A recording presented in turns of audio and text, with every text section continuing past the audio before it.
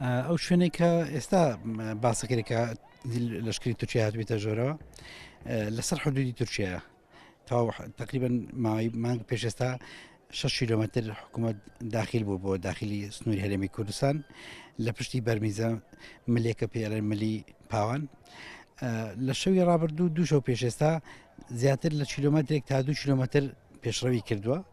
ئامانزی ئەو بۆ کە بگاتە ملێکی تر بە ناوی سۆرک بەرامبەری گەلی ڕەش ئێستا لەوێن دەرێ جێگیر بووە ئەو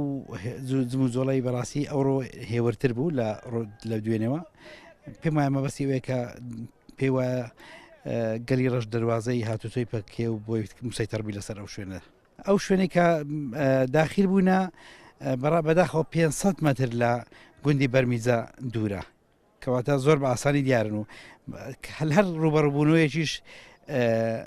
تەقەکە بە زۆر بە ئاسانی ئەگاتە خەڵکی خەڵک لە دڵڕاوشەیەکی زۆردایە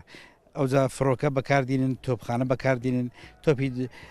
تانک بەکاردێنن ئەوانە هەمووی لە دەوروبەری وێدە تا ئێستا بەڕاستی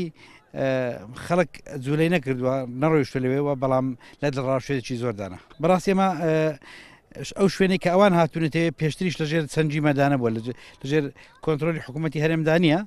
بەڵام ئەمە داوا لە حکوومەتتی تورکیا و لە پاک کەشەکەین کە ململانەکانیان لە نزیکی ئاوادانیمە نەبییتوە نامانەوە و کێشیان بکەونە سنووری ئێمە.